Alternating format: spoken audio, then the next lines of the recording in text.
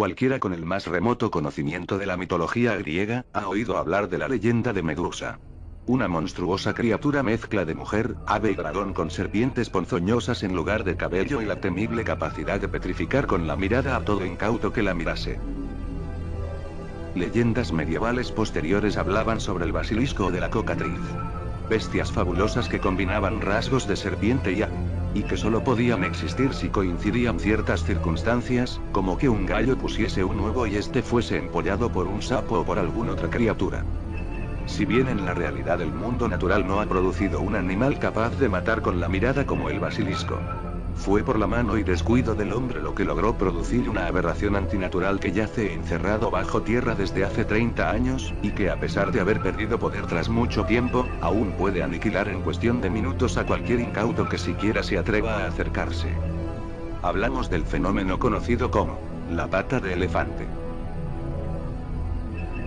En el mundo existen cosas muy peligrosas, eventos y acontecimientos que superan a la ficción misma, lugares tan brutales que solo el ser testigo puede generar terror en el corazón humano.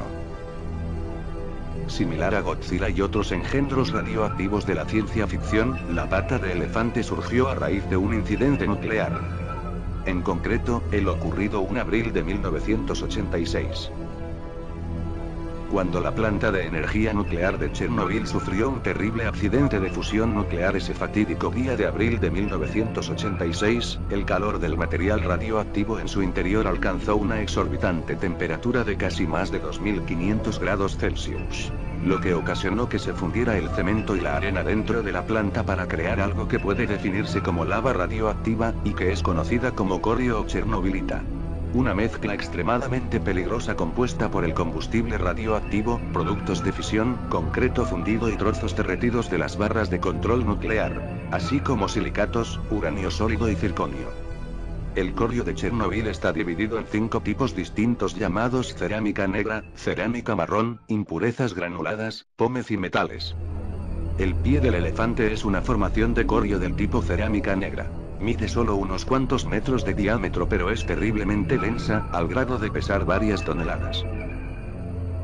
Cuando los equipos de limpieza y emergencia en Chernobyl entraron en otoño de 1986 a los túneles bajo el reactor 4, encontraron una cámara llena de lava negra que había brotado directamente desde el núcleo del reactor. Los sensores de radiación de los trabajadores llegaron al tope de medición. La masa sólida que brillaba en la oscuridad era altamente mortal, y de acuerdo a las medidas tomadas entonces, emitía tanta radiación que 300 segundos de exposición a ella eran una dosis letal. 30 segundos equivalía a sufrir de fatigas y mareos por una semana. 120 segundos implicaban que el cuerpo pronto comenzaría a sufrir hemorragias. 200 segundos de exposición culminaban en diarrea, vómitos intensos y fiebre aguda. Y 240 segundos significaban que la víctima moriría en 2 días. La pata de elefante emitía cerca de 10.000 roentgens por hora, una cifra nunca antes oída por expertos en radiación y físicos nucleares tanto de la época como científicos actuales. La pata de elefante expone al tejido vivo a una radiación de 5 millones de dosis de rayos X directos al pecho, o 1000 veces más que el grado de exposición que asegura el desarrollo de tumores cancerígenos. Ningún tratamiento existente de descontaminación podría ayudar a alguien expuesto, puesto que la dosis es tan exageradamente alta, que el mismísimo ADN humano simplemente se rompe a pedazos al estar cerca de esa abominación radioactiva. De los 600.000 empleados liquidadores enviados al sitio para intentar contener la radiación, la gran mayoría perecieron por exposición, 30 de ellos muertos durante las primeras semanas tras el incidente y miles más que con los años desarrollaron cáncer o que simplemente murieron gracias a la exposición a mortales dosis en el interior del destrozado reactor. Cuando los investigadores descubrieron la pata de elefante en diciembre de 1986, quedó claro que la cantidad de roentgens emitidos era tan alta que era imposible siquiera acercarse. Pero el gobierno soviético demandaba fotografías y resultados sobre el monstruo.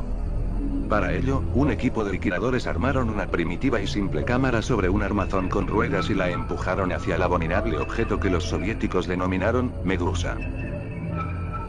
Una examinación posterior reveló que sus peores temores eran falsos, puesto que el abominable objeto no era combustible nuclear, sino que estaba formada mayormente por concreto y las arenas de plomo y silicato que los helicópteros habían vertido sobre el reactor para aminorar los efectos radioactivos.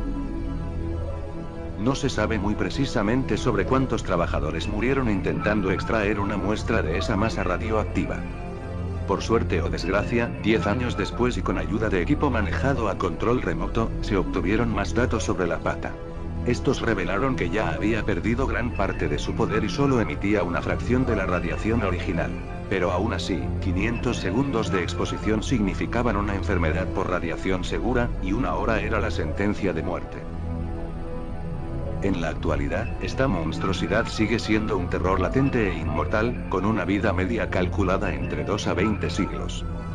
Al día de hoy, la pata de elefante sigue fundiendo lentamente el suelo del antiguo reactor abandonado, abriéndose camino hacia lo profundo de la Tierra bajo la planta nuclear de Chernobyl, existiendo un enorme riesgo de que pueda alcanzar un manto acuífero, lo que podría desencadenar otra explosión cataclísmica según los expertos, o peor aún, el envenenar con niveles de radiación mortales las demás fuentes de abastecimiento de agua que llevan el vital líquido a varias regiones de Ucrania. Desde 1995 se construye un nuevo sarcófago para poder limpiar por completo el área del reactor número 4, el coste humano podría ser menor, aunque sí un poco tenebroso y perturbador el pensamiento de que de nuevo, cientos de seres humanos vuelvan a entrar en ese infierno nuclear, que a pesar de haber perdido fuerza sigue siendo uno de los lugares más aterradores y peligrosos. Según fuentes oficiales, para 2020 es posible que el reactor número 4 deje de representar esa amenaza nuclear que nació a finales de la Guerra Fría.